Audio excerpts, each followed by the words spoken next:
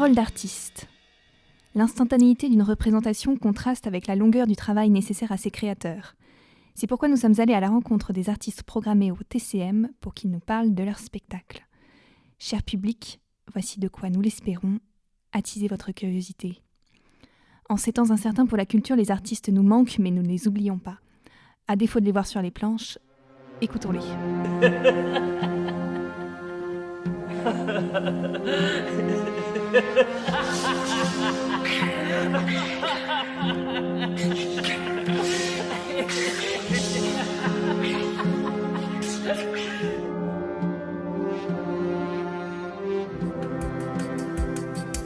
Ancien ingénieur, Bruno Pradet se forme à la danse contemporaine et devient chorégraphe de la compagnie Vilcanota en 2001, après avoir été interprète dans différentes pièces.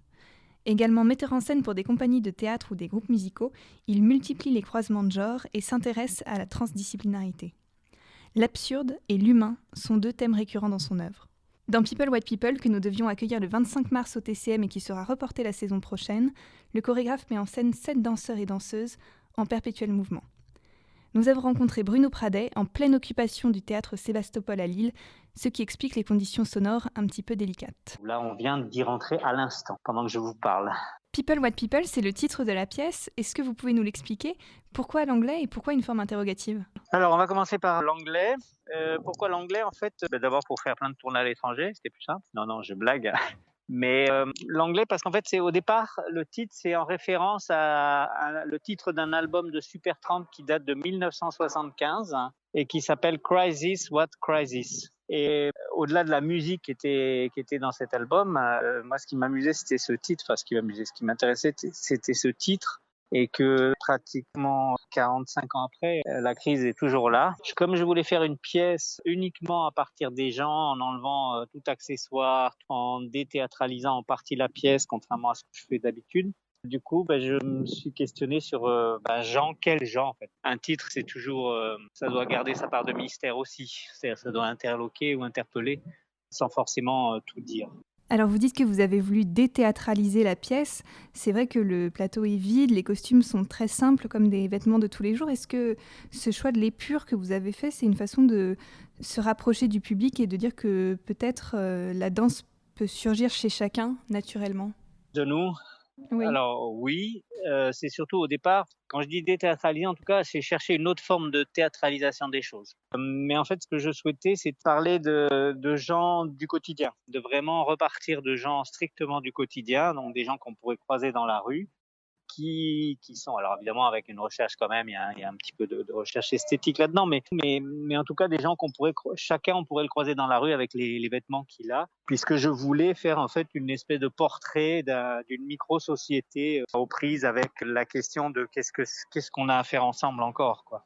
Et comment on peut faire des choses ensemble sans se foutre sur la gueule, pour faire simple. Ces gens en question, là, ce sont en l'occurrence 7 danseurs et danseuses, 3 hommes et 4 femmes, un chiffre impair. Est-ce que ce chiffre a une signification particulière ? Alors, en fait, le 7, c'est-à-dire jusqu'à 5, en gros, c'est un constat que j'avais fait, jusqu'à 5 personnes sur un plateau, en gros, on identifie à peu près tout le temps tout le monde. À partir de 6, on commence à rentrer dans un possible brouillard. À partir de 7, évidemment, au bout d'un moment, on identifie les gens, mais quand les gens sont en mouvement ensemble, on a un petit phénomène de foule qui se produit. Et je voulais en fait faire référence à une micro-société. Alors à 5, je suis convaincu que beaucoup de choses de la pièce fonctionneraient, mais on aurait moins affaire à cette micro-foule.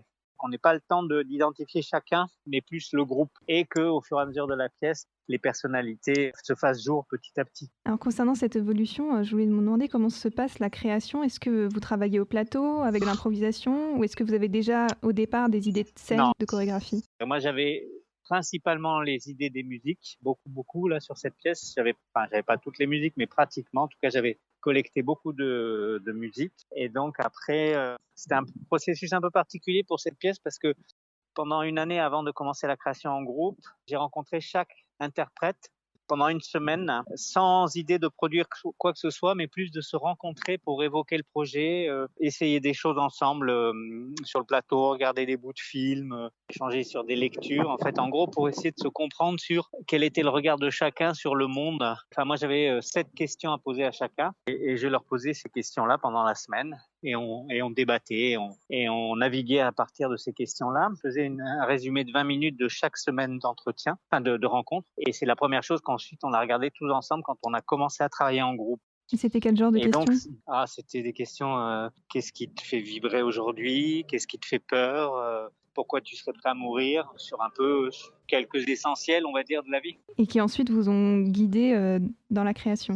Ouais, qui en tout cas étaient moi des questions, non pas auxquelles je réfléchis tous les jours, mais qui quand même traversent mes questionnements personnels sur ce que je vis aussi, les perceptions que j'ai du monde depuis quelques années. Je trouve que le monde n'est pas très facile, voire assez douloureux. Et donc, je voulais essayer de voir qu'est-ce qu'on pouvait partager ensemble autour de ça, quels étaient les regards, les visions, les perceptions de chacun. Et pour vos sources d'inspiration, vous parliez de ces questions et de ces questionnements. Vous parliez aussi Ouais. de lectures et de films que vous auriez montrés. C'était quoi, par exemple? Un film sur l'ascension d'Hitler au pouvoir. Ce film s'appelle Le Triomphe de la volonté, avec assez incroyables images sur l'arrivée d'Hitler et toute son ascension vers le pouvoir, avec l'organisation des défilés, enfin les discours, etc. C'était vraiment une inspiration assez forte. Et puis il y avait un bouquin là que j'étais en train de lire à l'époque, Maëlys de Kerangal, La réparer les vivants. Enfin où il est question en fait de ce questionnement assez fondamental sur à quel moment décide-t-on qu'un être humain est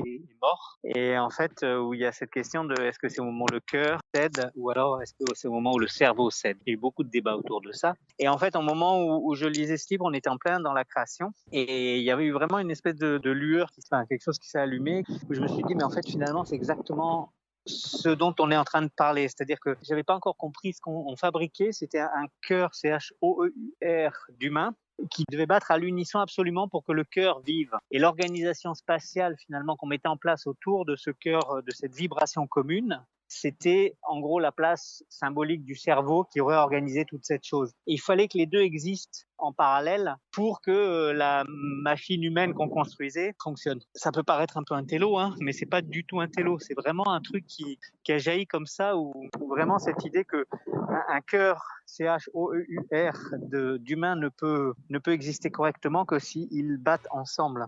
Et ce chœur, c'est vrai qu'il y a certains passages où on a l'impression que les danseurs sont un peu en transe, comme en dehors d'eux-mêmes. Et vous me dites si je me trompe, mais il me semble que c'était une musique qu'on appelle zikr, qui est une musique qu'on utilise pour les danses sacrées tchétchènes, qui est devenue une danse liée au djihad, Tout à fait, dans laquelle il s'agit donc absolument. d'implorer Dieu et de préparer la guerre sainte. Ouais. Vous avez créé cette pièce, je crois, en 2015, au moment des attentats de Paris. Est-ce que la pièce est en quelque sorte une façon de dénoncer la violence du monde dans lequel nous vivons aujourd'hui? Ah ben de toute façon, c'est une des choses qui moi me perturbe et me bouleverse beaucoup. Et il se trouve que quand j'ai découvert ces danses sur internet, ces danses zikr dont on a utilisé un petit extrait musicalement en fait dans la pièce, c'est une chose que j'ai beaucoup montré aussi aux danseurs. On a découvert ça ensemble. Et ce que je trouve très fascinant, très inquiétant et enfin très beau et très troublant à la fois, c'est ce mélange entre à la fois la beauté de ces danses, parce qu'à l'origine, c'est pas une danse de djihad du tout. C'est typiquement cette danse-là, c'est une danse d'incantation à Allah. Et effectivement, il y avait eu des glissements et c'est devenu aussi une danse de djihad. Mais comme on pourrait le dire dans les défilés chez Hitler, c'est assez extraordinaire de voir l'organisation qui est faite, c'est-à-dire à quel endroit en fait le beau et le laid se rencontrent, quoi. Mais je trouve qu'il y a quelque chose d'assez fascinant, c'est-à-dire que ces danses d'incantation sont merveilleuses et en même temps elles sont très flippantes. On pourrait dire la même chose quand on voit les grands mouvements dans les stades en Corée du Nord. C'est à la fois très fascinant et très inquiétant. Et vous parliez tout à l'heure de la volonté de représenter une foule, un groupe, une société.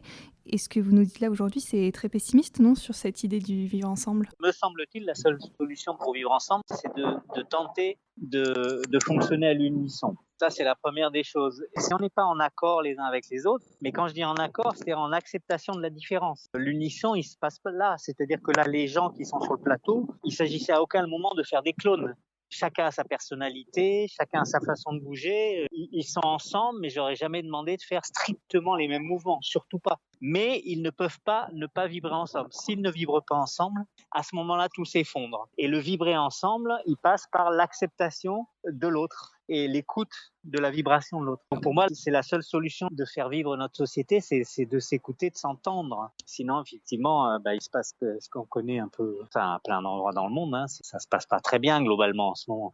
Et est-ce que les cris, les rires nerveux qui ponctuent la pièce symbolisent un peu tout ce monde qui va mal, ce dérèglement un peu de notre humanité? Alors, il y a ça, mais aussi le rire, c'est quand même vraiment le propre de l'homme, parce qu'on cherchait aussi à avoir une société qui s'effondre et qu'est-ce qu'elle reconstruit, comment elle reconstruit du vivre ensemble. Et donc le langage, quel langage elle utilise. Or, le rire, c'est typiquement, en fait, dans la controverse de Valladolid, il y a un moment où des avocats indiens qui les défendent en disant ils ont ri, ce sont des humains. Et c'est vachement important. Rire ensemble, c'est se socialiser. Dans la pièce, les rires, ils sont quand même très déréglés, enfin, ils sont pas naturels, ils gênent un peu même. Ah oui, bien sûr. Oui. L'idée, c'est que ces rires existent, mais effectivement que l'excès de ces rires nous raconte fabrique un peu d'inquiétude aussi. Donc oui, au début ça rit, et puis à un moment ça rit tellement, ça en devient gênant. On n'est plus dans la normalité. Nous, on propose des images, et ce qui m'intéresse, c'est que le spectateur puisse projeter sa propre histoire à travers ces images. On cherche à provoquer des émotions chez les gens. Donc ça veut dire qu'il n'y a rien à comprendre particulièrement, mais que chacun peut interpréter ce qu'il veut? Oui, absolument. Rien à comprendre, tout à ressentir. Rien à comprendre, tout à ressentir. Ce sera le mot de la fin, mais je vous pose quand même une dernière question beaucoup plus générale. Comment est-ce que la fermeture des théâtres et des lieux culturels a influé sur votre pratique et sur votre regard sur la création? Le regard sur la création, pour l'instant, c'est un peu morne pleine. Je sais pas, c'est un vide, un creux. Depuis l'Odéon qui a lancé un peu l'initiative, il y a de plus en plus de théâtres en France qui sont rentrés dans le mouvement. Vous pensez qu'il y a de l'espoir? En tout cas, ces mouvements-là racontent qu'il y a une forme de désespoir de beaucoup de gens, de compagnies. Alors, il y a une désespérance. Et puis bon, après, il faut bien reconnaître que nous, on n'en peut plus de ce qu'on nous demande de faire, de ne pas faire, et puis surtout d'être infantilisé en permanence sur le compte de cette crise. Et il y a un moment où il faut aussi accepter que les gens du spectacle sont pas plus cons que les autres, tout à fait capables de faire respecter des protocoles, ce qui avait été bien montré au mois de septembre-octobre, et qu'à un moment, il faut que ça bouge, quoi. Ça suffit les annonces à la noix, quoi. Oui, on espère qu'effectivement tous les lieux vont pouvoir bientôt rouvrir et qu'on pourra de nouveau aller au spectacle. Tout ce que vous dites donne très envie, mais le spectacle est reporté la saison prochaine. Oui, il est reporté, ouais. On a hâte, en tout cas. Nous aussi, on a un peu hâte de retrouver le public, parce que nous, ça fait 1 an. Et donc, autant vous dire qu'1 an sans voir le public, c'est rude.